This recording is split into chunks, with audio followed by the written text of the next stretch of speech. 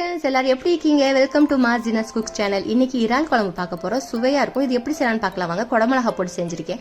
இதுக்கு ஒரு கடாயில ஒரு 2 டீஸ்பூன் எண்ணெய் ஊத்திட்டு ஒரு 4 தக்காளி பழம் போட்டுட்டு ஒரு 8 பல்லு பூண்டு, ஒரு 2 இன்ச்சு இஞ்சி, அதோட ஒரு 8 சின்ன வெங்காயம், சாம்பார் வெங்காயம், ஒரு 10 முந்திரி பருப்பு, அதோட 2 கொத்து கறிவேப்பிலை, ஒரு 4-5 இலை புதினா இலை, இது எல்லாத்தையும் போட்டுட்டு நல்லா வதக்கிக்கிறணும்.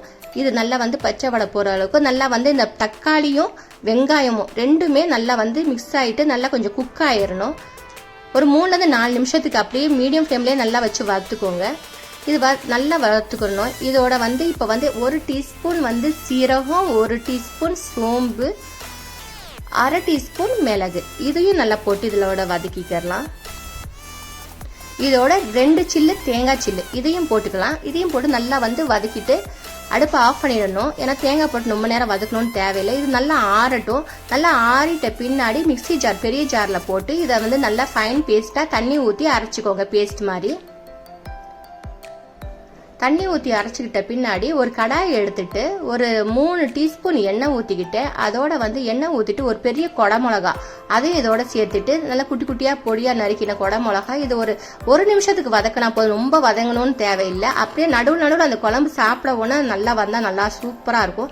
அதோட ஒரு பெரிய சைஸ் பிரிஞ்சி இலை, ஒரு 2 சின்ன சைஸ் பட்டை, கிராம்பு, இதோட பெரிய வெங்காயம், 2 பெரிய வெங்காயத்தை நல்லா நீட்ட வாக்கில் நல்லா கட் பண்ணிட்டு நல்லா ஃப்ரை பண்ணிக்கணும். நல்லா கோல்டன் ப்ரௌன் அளவுக்கு ஃப்ரை பண்ணிட்ட பின்னாடி ஒரு கொத்து கருவேப்பிலையும் போட்டு நல்லா ஃப்ரை பண்ணிக்கலாம்.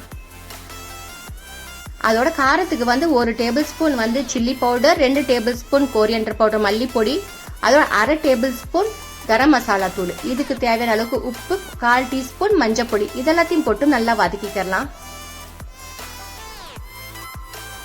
இது நல்லா பச்சை வாடை போற அளவுக்கு வதக்கிக்கிறணும். இதை ஃப்ளேம் கொஞ்சம் மீடியம் ஃப்ளேம்லயே வச்சு வதக்கிக்கோங்க. அதோட நம்ம அரைச்சு வச்சோம்லயே அந்த பேஸ்ட் அதையும் இதுல சேர்த்துக்கலாம்.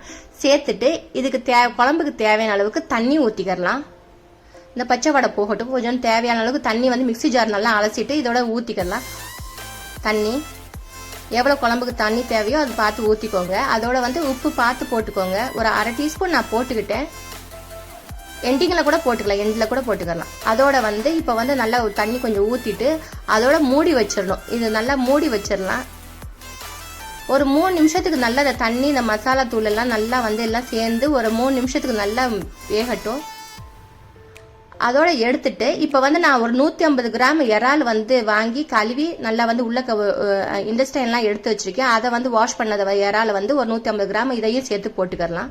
இறால் குக் ஆகுறதுக்கு ரொம்ப சீக்கிரமே குக் ஆயிருங்க. ஒரு 3 to 4 மினிட்ஸ் நல்லா சீக்கிரம் குக் ஆயிரும். ஏன்னா இது சின்ன சைஸ் இறால் தான், அதனால நல்லா குக் ஆயிரும் சீக்கிரமாவே. பெரிய இறால் தான் ஒரு 7-8 நிமிஷம் எடுக்கும். இது சின்ன சைஸ் இறால்னால 3-4 நிமிஷத்துக்கே குக் ஆயிரும். அதோட நம்ம வறுக்கி வச்சோம் இல்லையா அந்த கேப்சிகம், குடமிளகா, அதை இதோட சேர்த்துக்கலாம். சேர்த்துட்டா அவ்வளவுதாங்க, சூப்பரான இறால் குழம்பு ரெடி ஆயிருச்சு. மேல கொத்தமல்லி இலையை போட்டு தூவிட்டா போதுங்க. உங்களுக்கு இந்த வீடியோ பிடிச்சிருந்தா சப்ஸ்கிரைப் பண்ணி வச்சுக்கோங்க. தேங்க்ஸ் ஃபார் வாட்சிங் and take care. Tata, bye by.